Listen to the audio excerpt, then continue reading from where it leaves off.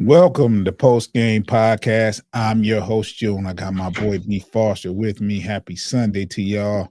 I want to remind everyone to subscribe to Bleachers to Speakers on YouTube and follow us on the aggregators. That's platforms like YouTube Music, uh, Apple Podcast, wherever you get your podcast audio fix. You can find us at Post Game Podcast FFSN in your search. Make sure that notification bell is on. Make sure you're following us. Whenever we drop content, you'll get a notification and download those episodes. Fast. There's no Lions football this week, which is a beautiful thing considering the circumstances. It's a bye week. Right. We got more Pistons coverage, and it's a great time to cover the Pistons. They are, correct me if I'm wrong, 7 out of the last 9 are wins. Victory last night. They are 1 game over 500. The one game that they lost the other day to Golden State, they were in it to the end. Just one of those games where, a loss was going to catch up with them. They had won 5 straight. I think they dated back to 2018 and 2019. One of those seasons were the last time they had won 5 straight. So very, very successful 9-game stretch going over 7-2. And we are 20-19. And it poses the question, Foster. Me and you both said, talked in the offseason about how many games this team will win. And quite a few times we've gone over that, and we came up with a number 28, 30, that kind of a number. Correct? Yeah. We're 20-19 now before the All-Star break. That's right. Now, if we want to be safe and say we will achieve that goal, cool, right? It's really easy to say with a second half of the season left to predict we will only win 8 or 10 more games. That's not exactly Einsteinish. So, with that being said, Foster, we're going to start this show off with this. We're 20-19 now. What's the projected finishing record? Okay, so we are 39. Was that 39 games in? 39 games in. We have 53 games left. 53 games left. 41. Wait, hold on. No. Well, 41 is games. the halfway point, right? 41. Leaving 41. So 43 games left. 43 games left. My math was off. 43 games left. So if we keep the same pace, let's say it to remain 1 game above 500. Let's say we win the next game and lose the next and lose the one after that. So that'll put us at what, 21 and 20? What was the sequence again? What would you say? I'm just trying to keep it at the same pace that we're at right now, meaning that we were 1 game over 500 going into the halfway point. So that will put us at 21 and 20. So if we kept that pace, we would finish the year at 42 and 40. 42 and 40. Do you anticipate this pace, though? I mean, so here's the thing.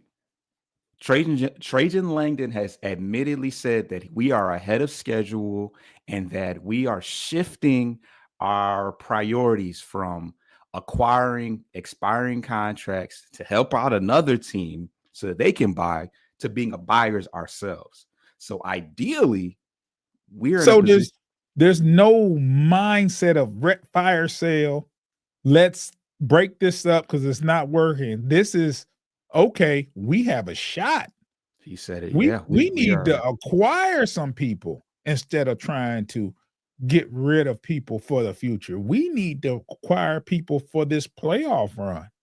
I mean, if you remember the quote JB Bickerstaff said, by February, March, you'll be able to, the Detroit basketball moniker will be recreated.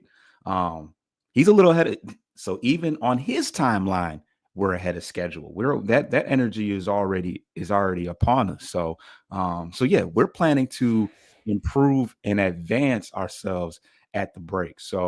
Um, so yeah, we could very well keep the pace, if not advance the pace that we're currently at this point. Obviously, that's pending, a lot of other scenarios. But when you look at the momentum we have right now, we're 8-2 in our last 10 games. I think our win streak got up to about 5. But we still got a bunch of home games coming up, and we got some teams above us that are heading in the opposite direction right now. Um, I don't know how the Magic. Well, actually, Paulo Banchero is on his way back, but Oh, he's back. is he okay? Yeah, I He think he played the other night. He did was he he was he was looking good. Yeah, was he snapping? But he okay, snapped. so we got the Pacers coming up. They're a game above us. I don't know how they've been lately. Actually, it looks like they've won 5 in a row. So wow, Yeah, that might be a fight. But you got teams like the Miami Heat. We don't know what's going on with them. Uh, and the spiraling. Knicks. Yeah, and then we got the Knicks coming up, a team that they just You got never know. popped. You never know, but they just got popped by I'm talking about with OKC. the Knicks, the way they're playing, they haven't been consistent at all. They'll play phenomenal one night and then they'll get popped. I So mean, yeah, yeah. I mean, it seems like they're handling business against the lesser teams. Like I can't even remember who they played recently, but they've lost 2 games in the last week to OKC, including by 30 points in Madison Square Garden. They were booed and all that type of stuff. that's So, crazy. I think it'll take a little bit to catch them because they have 25 wins. We got 20, but but they got to get it together. So yeah, we got some room to make up, but um our role players are playing pretty well. Beasley, he seems to have like maybe one bad game a week, but Yeah. we saw a good effort from Fontecchio and Sasser Mm. in the last few games, and Tim Hardaway. He was balling last night. He missed, I think he went 7 for 8 from 3. Yeah. Um, he's still off and on. Like he had Yeah. another game this week. Actually, let me pull it up. I pulled up his statistics. He had another 20 plus point game. Okay, so he had 27 last night, and on January 6th against Portland, he had 26. So in between that, he didn't play against the Warriors, and then he had 10 against Brooklyn. So he's spotty. I mean, he's still only averaging 10 points a game. I think if We'll he plays versus Golden State, we win that game. If he plays and plays well, let me say that. Yeah, yeah. Which at the very least, lately he's been pretty spot on from 3. Mhm. So that certainly would have helped us. But honestly, the bench killed us. We got some nondescript guys on the Warriors that I couldn't even tell you what their names are. Man, they That was balling, bro. they was cooking out. They pulled a guy off the front row and said, "Here, put on a jersey." He was Real going talk. hurt. Um, Let me give you a parallel scenario, right? okay. And I hate comparing different sports, but since we're talking about the home team, let's talk about this parallel scenario, right? You have, and this is from a coaching aspect. Now, I don't like to compare football and basketball, but and you're going to say, "Oh, well, the Lions had way more injuries," but the Lions football personnel is way the amount is just not equal. You have 13 players altogether on the NBA roster, right? In comparison to there's 11 people On on the one field side. at one time. So, but what my point is, you have a significant injury with Ivy. The Mm, Lions have had insignificant injuries. Now, since the injury, these players have been coached up to a point to where we know we miss Ivy, but they're not playing down to where you're going to say they don't have Ivy, they're going to lose. These players have been coached up. These players have been playing inspired basketball. ever since the Ivy injury. The same as which the Lions, they've been putting people in there and they're getting the best out of the players that have been replaced due to injury. So I think a lot of that is kudos to coaching. And I think that's a big difference between this year and last year between Monty and JB. We were around looking for answers, and Monty just seemed to just say, "Hey, it's on me." And then the next game, same stuff, where you see the improvements are being made, the adjustments are being made by quarter, by half, by each game. There's adjustments that are being made. You know what I'm saying? So this is something that wasn't evident last year. It just when stuff happens last year, it just happened and it kept happening. This year's a little different. And although we can safely say there was a roster overhaul because when you change that many moving parts, as we did with the Pistons. But I think the bigger difference is coaching. And salute to, I know it's early, but we looked doomed early last year. and, Early. and and we are and they're picking up the defensive intensity. One of the biggest things I was saying last year, if you can't put the ball in the hoop, stop them from doing it. Get some transition buckets. And they're playing some defense. When they're playing defense, you can tell it's a difference with this team. When they lock down and they have active hands and they're blocking shots. I mean, I fuss about Duran missing these guards scoring over Duran, but he's had more block shots this year than he has before. So I don't know, man. And then last night we saw what Cade can be when the other people are making shots. 17 assists. Bro, that's crazy. 17 assists. And then and then that's a part of a triple double. Now, mind you, he's been getting triple doubles, but 17 assists and you score 22 points yourself. 17 assists. Your teammates you're getting the ball to your teammates. This is what a point guard does. Gets the ball to your teammates so they can score. And when they're converting, it makes it a lot easier. Now, granted, they played the Raptors, right? And it was a close game. However, that's a game last year they probably would have lost. Because the Raptors was kind of getting busy on us last year. We broke the streak against the Raptors, though. Don't forget that. Yeah, we did. But yeah, I like the direction. I like the direction that the team is in. It's so much better than last year. I can't help but bring last year up. It was a miserable time if you were a Pistons fan to watch them lose so many games. And you know what's crazy, Foster? Me and you was every game we think, okay, we're gonna win this next game. Watch us win tonight. And it was just more of a hope than anything. This year we're pretty confident if we lose a game, they'll bounce back and win. It's like, we're not going to lose too. The mind state for me is like they might lose a game or two, but it's never going to be 4 or 5 in a row. Is that how you feel, Foss? Yeah, absolutely. I mean, honestly, on any given day, I mean, we've had some tough back-to-backs. I mean, we played a tough game against Portland, which we were down for most of the game and came back to win. So I knew when we played Golden State the next day, that was going to be a tough one, even though Golden State's been kind of, not playing up to their standards. But they're young and athletic, and if they get a lead on the problem is they haven't been able to get a lead. They scored 17 points in a row I think it was the second quarter.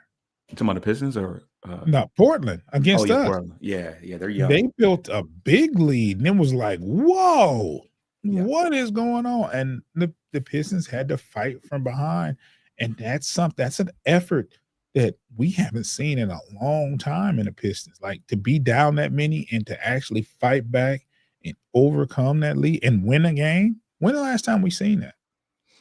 Hey, I tell you what, it reminds me of how the Tigers played down the stretch last year, where they were just never out of the game and refused to give up. AJ Hinch, you know, kept that team, motivated and to push towards the ultimate goal of making the playoffs. So I would love to see that effort duplicated with another playoff berth. Um, after a lot of rough seasons previously. So I want to give you a stat though. I pulled this, came up on Stat Muse. It's a little bit dated, but Pistons in the new year, 5-0 record. Obviously, we're not 5-0 anymore in the new year. Top 5 net rating, best defense in the league, above Mm, 500 in January for the first time since 2018, like you mentioned earlier. golly. So yeah, we were on fire to start the year, and you talked about Jaden Ivey. I feel like, and I this is something I kind of talked about. I think that our defense, Bless you. I feel like our defense actually got better. Um, hate to say it, because you're seeing a lot more Sar Thompson. The The hell is Twins, wrong? The hell is wrong I with don't you, know, man? allergies, bro. I gotta take some of my something, but the Twins are getting a lot of are getting a lot of publicity right now. Um, it's kind of came out of nowhere, but yeah, Sar Thompson's playing a lot more right now. Ron Holland's playing a lot more. One thing that Ivy has struggled to um, has struggled to do this year is play defense, and I think that I think that altogether as a cohesive unit, I think the Pistons are a better defensive team actually without Ivy. But yeah, it's been a nice way to start the year for the entire Detroit sports experience. So hopefully we can keep it going. Hold that thought. We're gonna take a quick break, and I want to ask you something about the absence of Ivy and what's taking place now. So let's take a quick break. If you're watching, give us about 10 seconds. If you're listening, you're going to hear some wonderful ads. We'll be right back.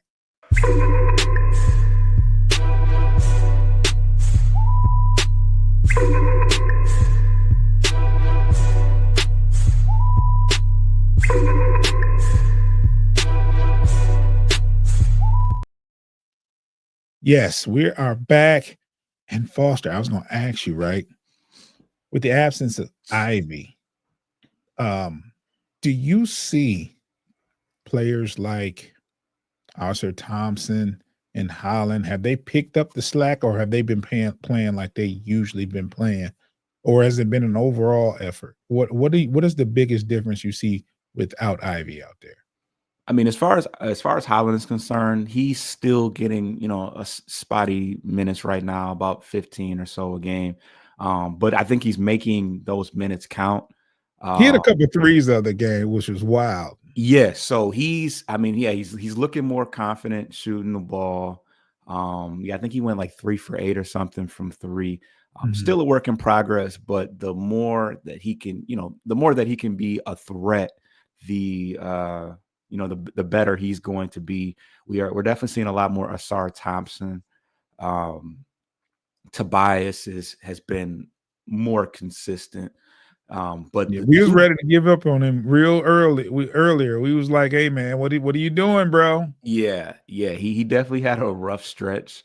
But the two players that have stepped up the most have been Tim Hardaway and Malik Beasley. We've definitely Beasley. seen a Wow. lot more. Beasley's now in the starting lineup. Um, Actually, the first game that Ivy was out, Wendell Moore got the start. I think that was kind I of was a wondering what was up with that, man. so I think JB Bickerstaff basically just said that in the limited opportunities that he's had, he's played hard, and I think he wanted to I think he wanted to give him a shot at the starting lineup. Wasn't a great game for him, and he has not sniffed the starting lineup since. But I respect it. I respect it because I was kind of curious to see because he was a guy that was getting a lot of DMPs and he was playing pretty well in limited opportunities. But yeah, it's been Tim Hardaway and Malik Beasley that have really stepped up, which is what we hoped would happen. Fontecchio missed a couple games for some personal reasons. He had, I think, a couple. I think he's had a couple decent games. Sasser had a good game amidst that amidst the departure of Ivy. But yeah, I mean, it's been spread. The um, the opportunity to pick up for Ivy has been spread amongst a lot of different players. So the way I see it, some of these guys are boosting some of their trade stock right now because yeah, I mean, it looks like we're going to be buyers, and somebody's probably going to be on the chopping block. Hate it or love it. It may be, honestly, it may be Hardaway. The way he's playing right now, we could definitely get something for him right now. Yeah, that's the sad part. Like, somebody, there's a phrase, right? Everybody can go, right? Your path, your journey. That's, personally, everybody can go. And this is the same here. There needs to be a move made, right? And you're gonna have to, and you just can't give up a bench player to improve.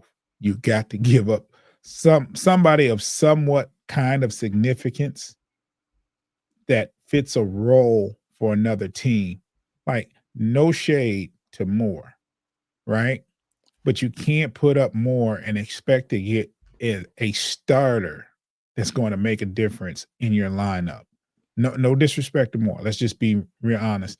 I mean, he might be a part of a trade, but the main part of that trade is going to be someone that's pretty significant and a contributor that you don't see going forward.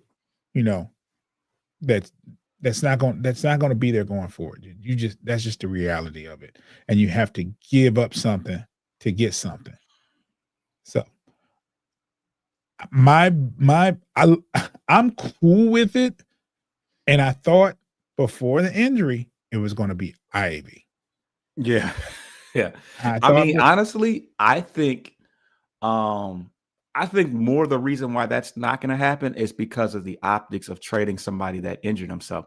I don't think that a team would shy away if a team was looking towards the future. I could see them trading for a Jaden Ivey, knowing that he'll be back to normal next year and ready to go.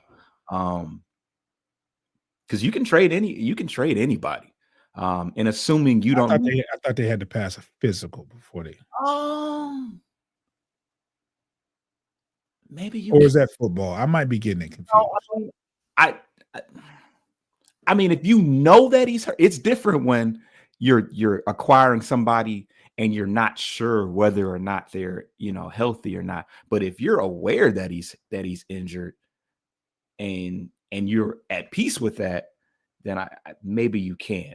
I don't know. I'd have It to. just doesn't make any sense for most people. Well, but let's put it like this: it does make sense. Let's say, for instance, you have a team that's not very good, Right. and they're not making the playoffs. Right. So they could trade their best player or one of their best players that they feel like they're not going to be able to keep anyway in the offseason and say, "Here, give us Ivy. You take him. Enjoy your playoff run. We're going to rebuild with Ivy." So I could see that happening. Yeah. Um, Like a Brooklyn. Let's say a Brooklyn wants to make Ivy the point guard of the future, and they're willing to give up Cam Johnson or Cam Thomas. Yeah. I don't know why we would at this point. I don't know. Cam Thomas is pretty good, but I mean, right now you're looking for consistent scores to help Cade. and So do you want take a guess at how many points Cam Thomas is averaging this year? how many points is he averaging? I'm not sure. Just throw just 13 points. 25. Get out of here. He's not doing Yeah, that. bro. Yes. I think he averaged close to 25 last year. Let me look at you got to be kidding me. I had no idea. He averaged 23 last year, but yeah, in 19 games, which how many games have we played? 40, 40, 39, right? 39. So damn, he's missed 20 games this year. But yeah, 24.7, 38 from three, 45 from the field. Yep. Wow. Cam Thomas and I feel like they're tanking. Like the minute D'Angelo Russell, he's played every game. He got to Brooklyn. Now he's sitting games. Who else didn't play when we played against them in Brooklyn? The whole team, nobody played last game. It was a G League team. But I was really big on Cam Thomas at LSU. He was a LSU, yeah. freshman and left. And I thought when he went to Brooklyn, I said he's gonna be one of them. He's gonna I be mean, the future for them. And then he went on a spree last year dropping like where 50. Like, yeah. And I was like, wow. Now can you imagine a backcourt with Cam Thomas and Cade? hey, I threw the trade out there. And I think all they want is expiring contracts. And yeah, Bogey, they got Bogey over there. He never plays. They actually Well, have a talented roster. They got Ben Simmons. They had Schroeder. They had Finney Smith. They had and they were winning games. They were like, whoops, wait, we're not supposed to be winning games. and they traded Finney. Yeah, they're And they trying to got Russell now. right. So Cam is expendable. Yeah. That's They're trying to rebuild. That's a scenario. Cam Johnson too. Cam Johnson is somebody that we were looking at 2 years ago in free agency. We actually traded for Joe Harris to give them the cap space to do it. Remember that? I don't hear about that. I don't want to hear about that. That's just yeah. Thank God's Trajan Langdon is here, and yeah. I haven't had. You know what? If I'd have thought about this earlier, I'd have did some research to talk about acquisitions. Like, who could we get to make a difference with the second half run? I got another announcement or not another announcement, but another tweet that might have you might have some interest to. Okay. Before that tweet though, Foster, so we agree that we need another consistent scorer in that starting lineup. Mm-hmm. Okay. Now, is that from a guard standpoint or from wherever? Yeah, man. I think we envision it to be a guard. Hardaway and Beasley are good movement shooters. They're not necessarily guys that can create for themselves or others very well.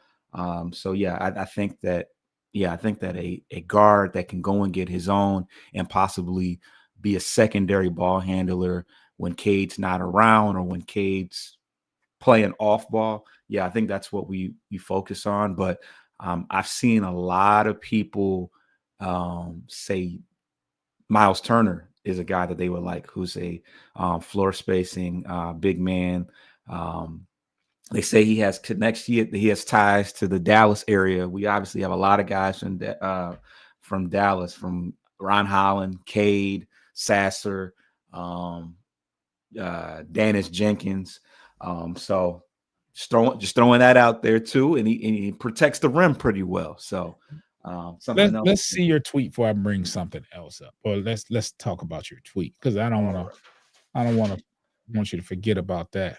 Yeah. So per Brett Siegel, league personnel are monitoring the Pistons closely leading up to the February 6th trade deadline as cut it off there.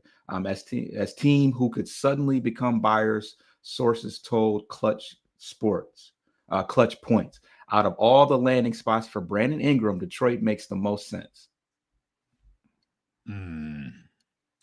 So, with that being said, who is untouchable right now on this roster outside of Cade? Cade is not going nowhere. He's not available for trade. Don't ask, don't look, nothing. He is a Piston for life. All right. Who is a must stay in your opinion? Must stays are Malik Beasley, Got to. That was my number one person must stay outside of Cade. Go ahead. Asar Thompson, Okay.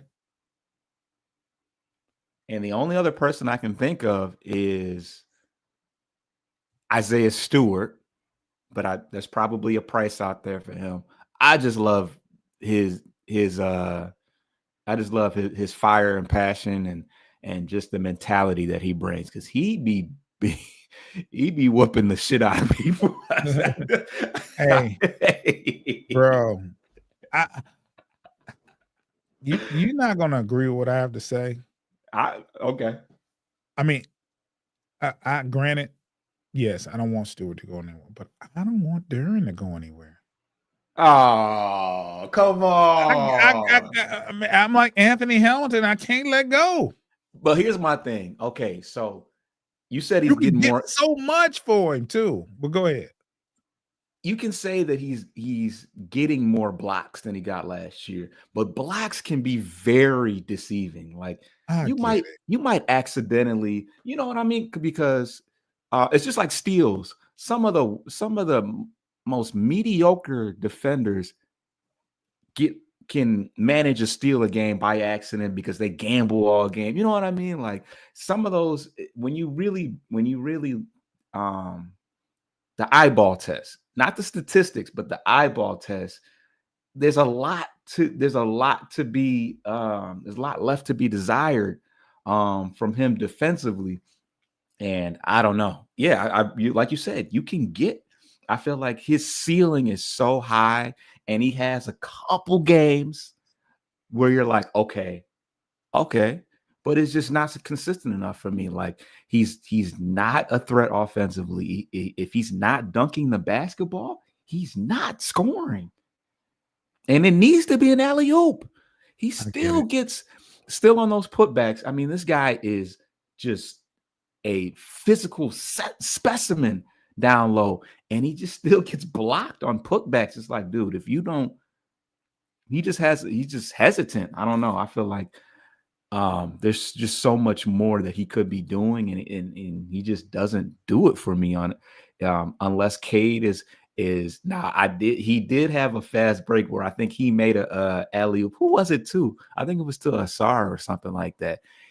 Every once in a while he flashes some brilliance of like, okay, but I'm not willing to let go, bro. he's not on the no trade list though. Like as far as like He's on mine, bro. Untouchable. Yeah. In a class with Kate. Not in. He's obviously not in a class of Kate. That goes without saying. That's that was you're saying a lot, bro. That was too far. But hey, keep him. You gotta keep him, bro. Hey, free Paul Reed, man. Free Paul Reed. Paul Reed can go. Yeah, I mean, I mean, trade Paul Reed before. No, I don't know, bro. I mean, sure. I'm sure you trade Paul Reed before you trade Duran, because he's not. I mean, he's not better than Duran. See, I can't even say that with confidence. 21 years old, bro. Reed's pretty young too, ain't he? Nah, he's like 20 something. I'm just saying he has time to get. But we have an opportunity to get better today. I don't think that in the next 20 games, I don't think by the playoffs he's going to be so much better to where he makes an impact on a playoff run. Duran is going to score 40 his next game. Hey, I told you to stay out that stash. I don't know what you.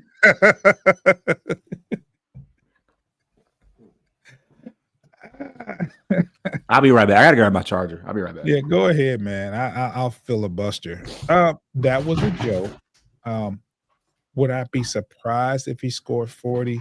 Yes. 40 points is a lot of points for anyone to score, especially when you're a person like Duran, who doesn't get set call plays from him. A lot of his buckets are putbacks, alley-oops, and every now and then he'll create a shot for himself. but the offense isn't derived around him, so it's very difficult for him to get 40. Now, is he capable? I think so. Think so. I think Capable of what? of I scoring missed it. 40. What? I mean, he can if he has 20 20 if he gets 20 dunks, yeah. that's not gonna happen. We're talking about, I was saying like, will he score 40? Probably not. But he's capable. I mean, it's not, it's nothing that, you don't shut the NBA season down and celebrate a holiday if he scores 40. It's like, he scored 40. I think you do. 40 False. point 40 points is a lot of points, bro. It's a lot of points. I think That's a you do that, lot of points. but I think you do that if Stewart scored 40 though. Hey, Stewart can hit the 3 at least. I'm just saying though. That's gonna help. It's a lot of points. That's a lot ton of points. I mean, That's a crazy nobody. I don't think Ivy's ever scored 40. The only person that scored 40 on our current roster, well, Hardaway in his heyday has scored 40. I'm pretty sure. Has K scored 40? Yeah. Yeah. He did a couple times well, maybe just once. Yeah. He had 40 last week. Yeah, like recently he scored. I'm tripping. 40. Yeah, he had 40 last week. The game versus the Timberwolves. Yeah, when Ant scored 50. When Ant had 53. Yeah. But that if you look at a game like that, if someone scores 53 for the other team and you have a player that scores 40, that kind of, you know what I'm saying? And if you shut down everyone else, kind of offsets it. Like, and you see, that wasn't a close game. That was a blowout. No, that was a blowout. That game was not close for more than a quarter or something. MSU Detroit fan says, y'all see the news that's been going around that the Pistons are now considering trading for pieces to make a playoff run instead of building draft capital. Yes, we talked about that earlier, where the scenario has changed significantly because Trajan Langdon has said that we are ahead of schedule. I guess the plan at some point was for the Pistons to sell because for the future, when now it's buy for this season because of the recent success. Pistons are 7 and have won 7 of the last 9 and have been competitive in every one of those games, those last 9 games. So yeah, it's looking a whole lot better for the organization with the way they've been playing. I assumed when Ivy went down that it would be an issue. Like we were having such a good time and Ivy gets hurt and I'm thinking, oh wow, this is it, right? But the Pistons have responded and they've played well. I would have never guessed it. If you'd have told me at the beginning of the season that we lose Ivy midway point into the first half of the season, that we still have a winning record after he goes down, I would have been like, no, there's no way. No way. But they have seemed to been playing inspired basketball. They seem to rally around the injury. It was a very emotional injury. You had JB crying. You had Oscar Thompson was clearly in tears and bothered. It was a real serious thing. And that kind of thing can drain you as a team. It can take a lot of energy away. Could have very well lost that game after that. That game was still close. And the game was still close, but the Pistons rallied. They played, and they haven't allowed the injury to put them in a position to make excuses. We're having a, we're down. We lose Ivy. We can't replace him. He's hurt. This is the reason. No, there's none of that. They just plug and play. Next man up.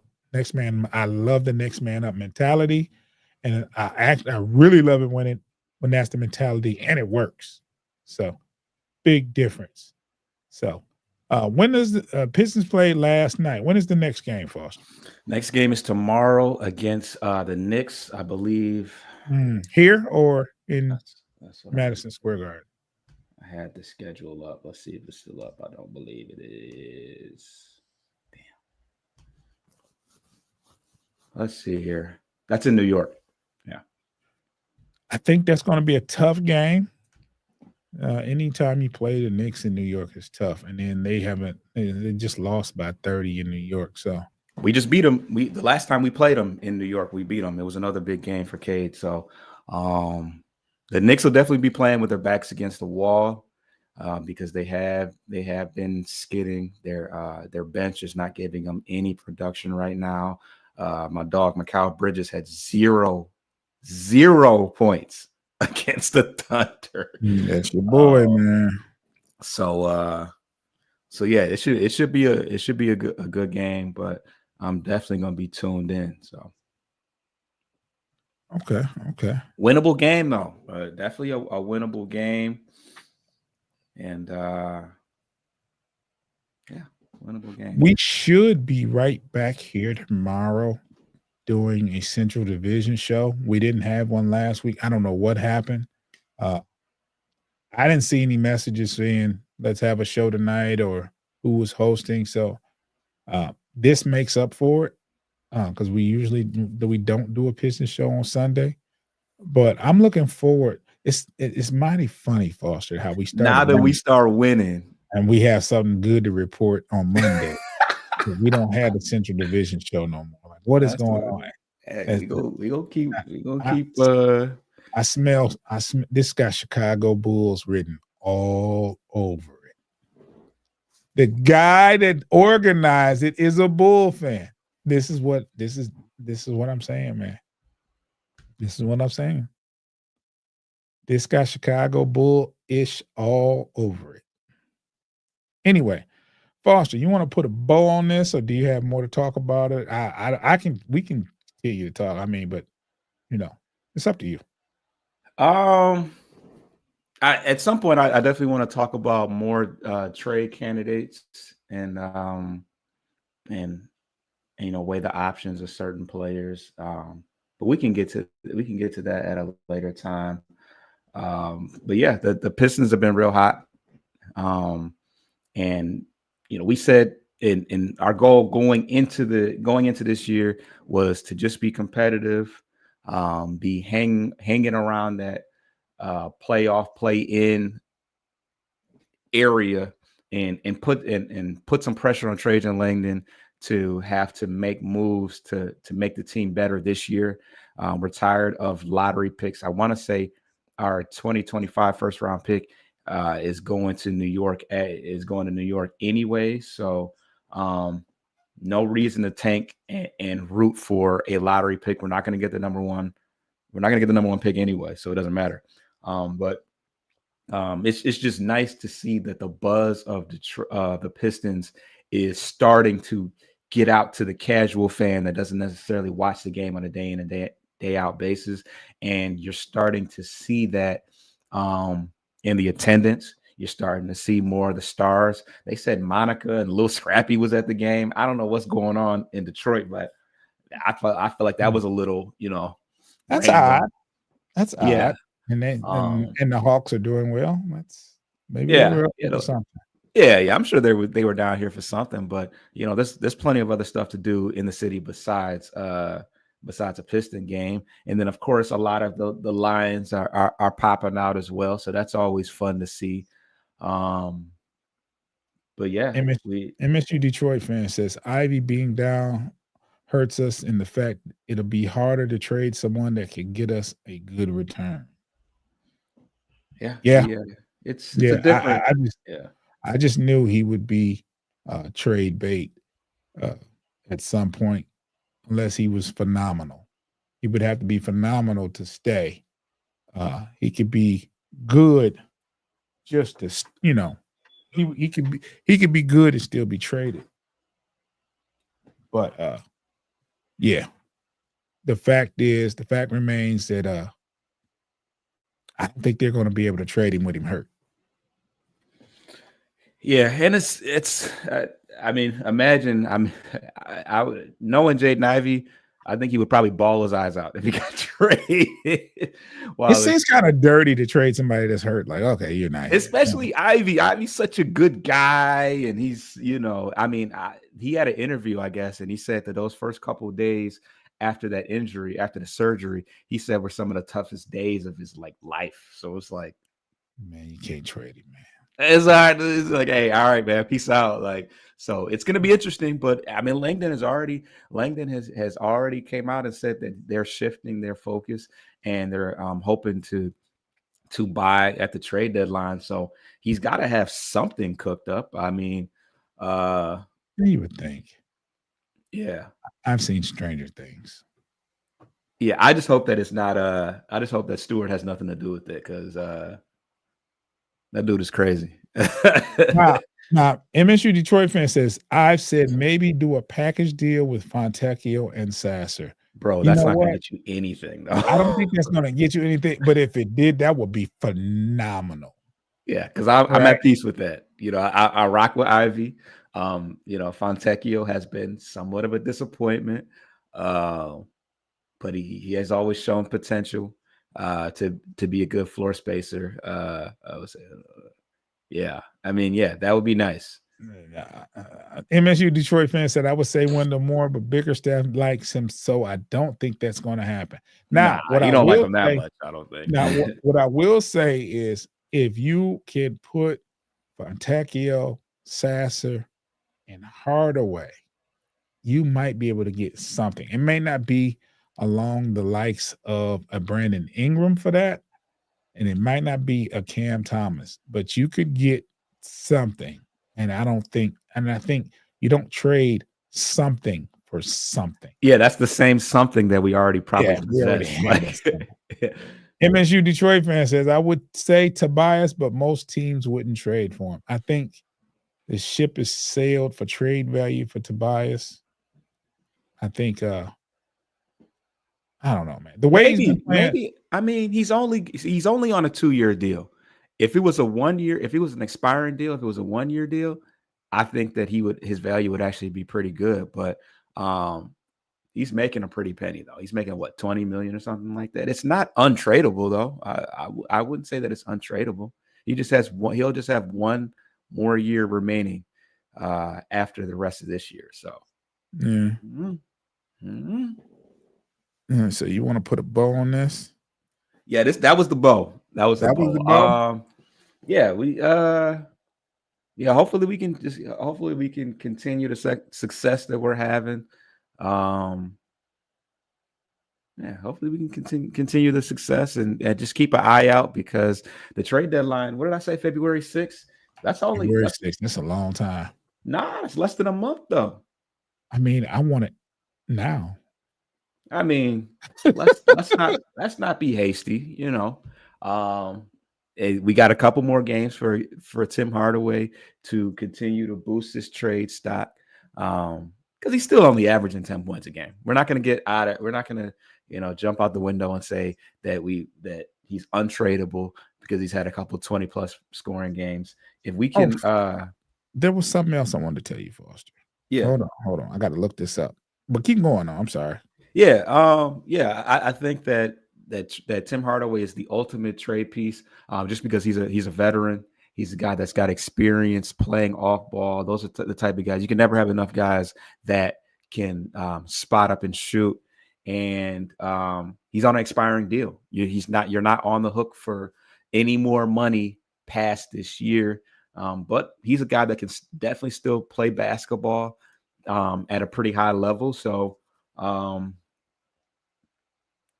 he's worth holding on to if you can get him for the right price. MSU Detroit fan says, I got to get the Troy Weaver trades out of my head, since I still remember last year's, especially trading Monte Morris for Shake Milton, who we bought out. Yeah.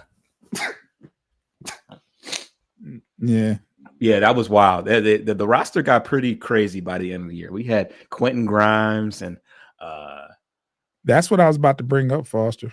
Oh, yeah. Quentin Grimes had 27 or 23 versus the Lakers the other day. I mean, Timmy's had some big shots this game too.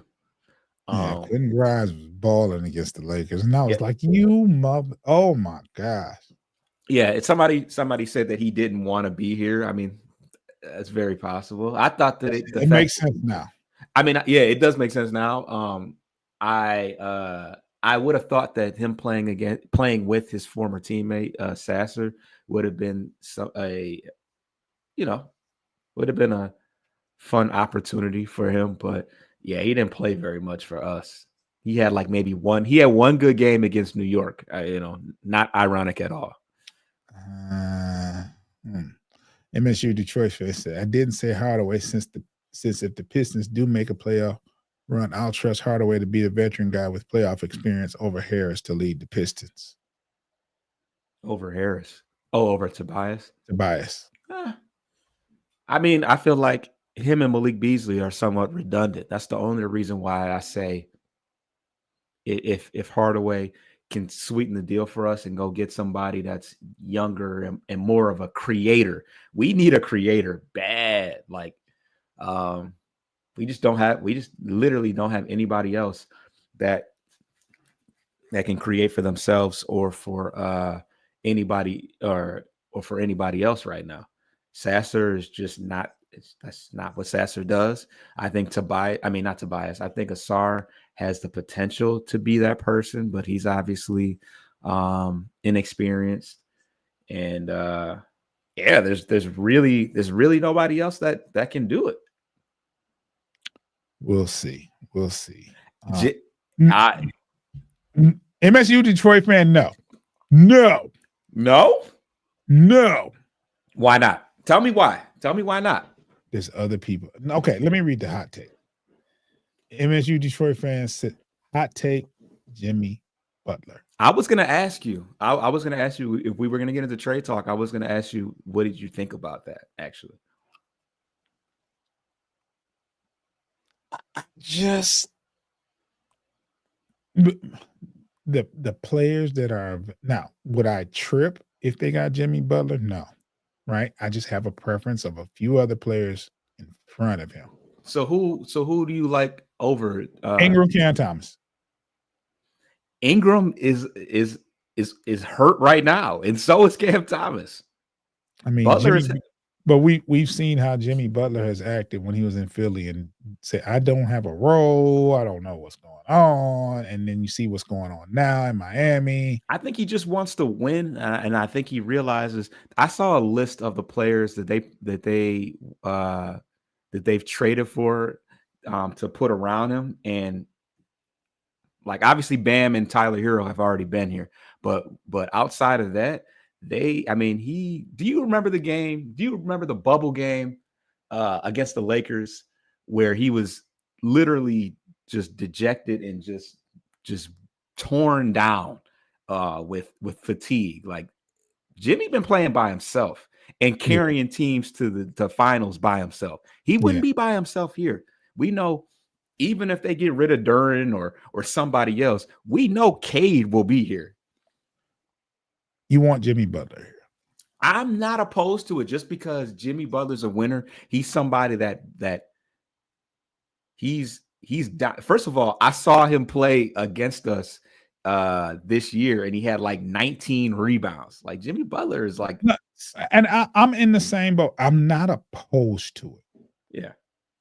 I said no, and I said no because there's other players I would rather see here. But maybe I shouldn't have approached it that way. As long as we're not mortgaging our future, I mean, I would And love to that's my see biggest issue. The mortgage the future for someone that's not probably going to play that many more years. I think he's got more in the tank. I just think that he's in a dead end situation. I would love to see his fire with Isaiah Stewart because he's cut from that cloth. He plays tough defense. He's going to get the most out of the players that are around him. Because you got to think when he went to the finals against the Nuggets, another team that was much more well equipped than the Miami Heat. He had what's the guy's name? Vincent Troy Vincent was his point guard. Like, who is that? Tyler Hero broke his hand in the first round. He took them to the finals without Tyler Hero. So I don't know. I think it would be interesting. I think I think he said that he'd be willing to go anywhere but other than Miami at this point. And He's 35 years old, bro. He's 35, but like I said, he took the Heat to the finals without Tyler Hero. MSU Detroit fan says, if we get Jimmy Butler and we didn't trade Tobias Harris in that deal, imagine all the memes of Butler and Harris playing together. Gabe Vincent. You're right, Gabe Vincent. I think Troy Vincent played corner at didn't Troy Vincent play? Mr. My City, what up, though? But do you remember the fiasco with Tobias Harris? Yeah. I mean, how he, how it came down to, I guess, paying Tobias Harris or paying him in Philly. Yeah. And then he said, Tobias Harris? Like, yeah, it was funny. Yeah. MSU Detroit fan says Sasser, Fontecchio, Hardaway, and a second for Jimmy Butler. Fair deal or still need more value? More value.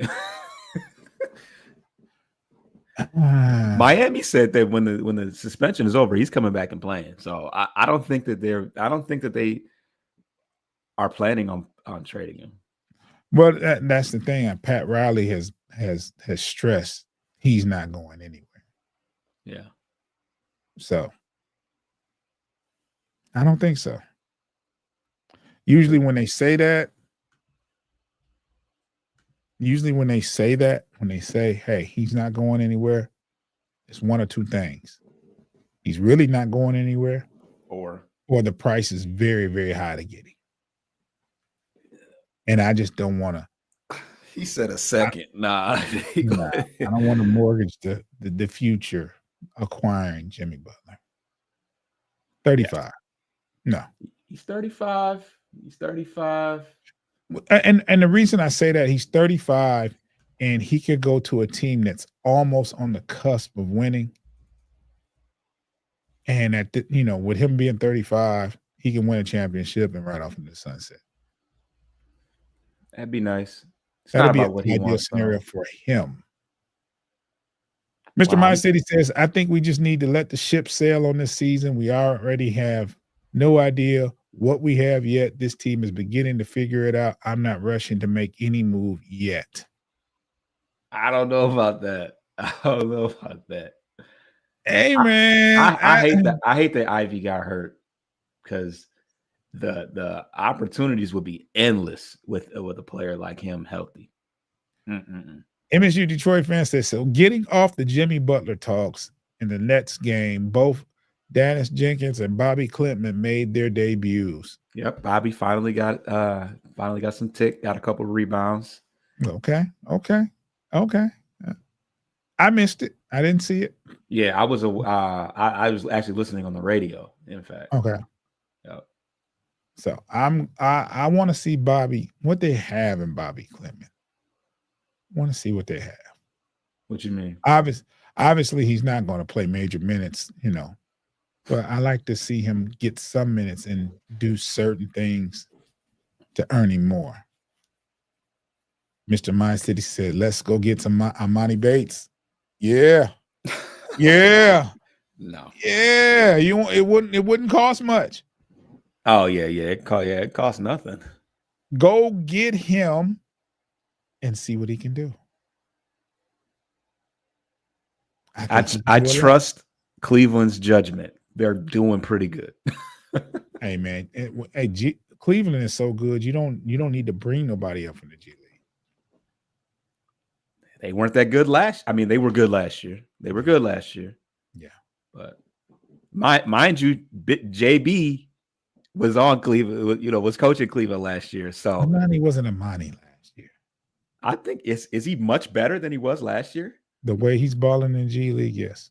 Oh, I'm not really paying attention, but yeah. Me either. I thought I'd say that, make it sound like I knew what I was talking about. It sounded good. I know he put on some weight, I think. Hey, he's from Ipsy, so yeah, I gotta, Yeah, we already know where this is coming from. Mr. My City said he ain't worth a lick on defense, but that offense is non-questionable, and that's not gonna work here with JB Bickerstaff. He's a defense, and like I said, that's part of the reason why. Yeah. He's a defensive coach. So he averaged 20. He averaged 20 points last year, and this year he's averaging 16. So he's actually averaging less points. Yeah, I like I said, I didn't know. 1 blocks a game. Come on. How many? You're 6'8". 6'9".